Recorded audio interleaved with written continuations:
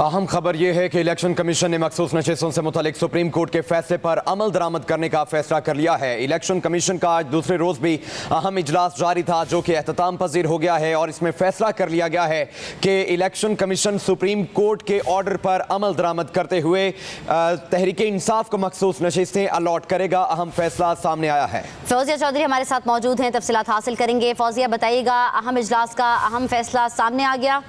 जी बिल्कुल, election commission का supreme court के फैसले पर अमल दरामद करने का जो फैसला है वो कर लिया गया है। अगर सुप्रीम कोर्ट के फैसले के किसी नुक्ते पर भी अमल दरामद में रुकावट है तो फौरन निशानदही करें। इलेक्शन कमीशन की लीगल टीम को जो है वो हिदायत जारी की गई है और अगर कोई रुकावट है तो मजीद रहनुमाई के लिए सुप्रीम कोर्ट से रुजू किया जाए। उसके साथ साथ ये भी कहा गया कि एक सियासी जमात की जानिब से चीफ इलेक्शन कमिश्नर और मेम्बरान को मुसलसल बेजा तनकीद का निशाना बनाने पर कमीशन जो है वो इस बात की मजम्मत करता है और कमीशन से इस्तीफे का मुतालबा भी जो है वो मजाकाफेज है। उसके साथ साथ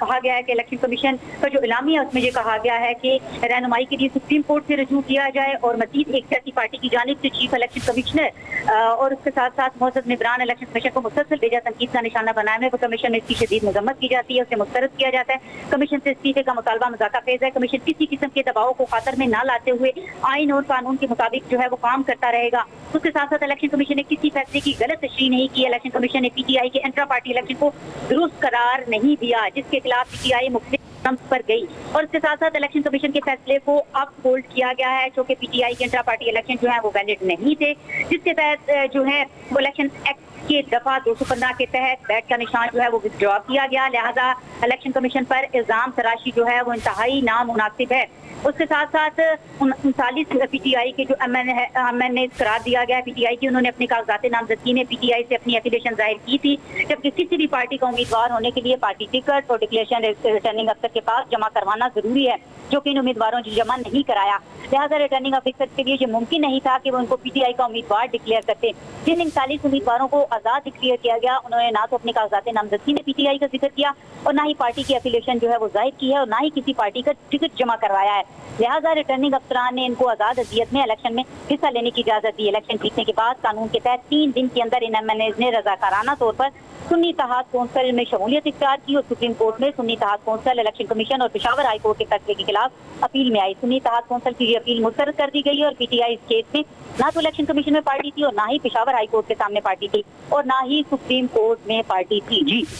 ठीक है। फौजिया, कमीशन की कानूनी टीम ने यह भी कहा था कि सुप्रीम कोर्ट के मुख्तसर फैसले में कुछ इबहाम मौजूद हैं और इस इबहाम को दूर करने के लिए इन चैबर या रुजू से भी किया जा सकता है और इस फैसले का इंतजार करने के हवाले से भी बात की गई थी। इस हवाले से इजलास में क्या बात हुई? जी बिल्कुल, कानूनी टीम ने मुख्तलिफ तजावीज़ दी थी और उनको मानना या ना मानना ये उसके बाद चीफ इलेक्शन कमिश्नर और जो कमीशन मेम्बरान हैं उनकी सवाबदीद होती है, क्योंकि ये 3 घंटे से जाहिद जो इजलास है, हमने देखा ये तकरीबन 4 घंटे ये इजलास चलता रहा और काफ़ी तफसीली बातचीत हुई, हर तरह से जायजा लिया गया, तमाम पहलुओं का जायजा लिया गया और उसके बाद ये फैसला किया गया कि इलेक्शन कमीशन का सुप्रीम कोर्ट के फैसले पर अमल दरामद का जो है वो फैसला इन्होंने किया और अगर सुप्रीम कोर्ट के फैसले की किसी नुक्ते पर भी अमल दरामद में रुकावट है तो वो फौरन ये भी कहा गया कि निशानदही करे। इलेक्शन कमीशन ने अपनी लीगल टीम को ये हिदायत जारी की हैं और उसके लिए रहनुमाई के लिए सुप्रीम कोर्ट से रजू करने का भी कहा है कि अगर कोई रुकावट की निशानदही होती है। और उसके साथ साथ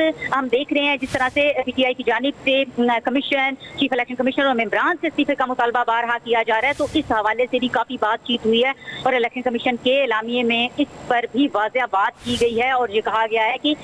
कमीशन मेम्बरान या चीफ इलेक्शन कमिश्नर से इस्तीफे का मुतालबा करना, इन पर तनकीद करना ये ठीक नहीं है, ये मजाकाखेज है और इस पर शदीद मजम्मत भी कमीशन के सामने, कमीशन की तरफ से और चीफ साहब की तरफ से सामने आई है। जी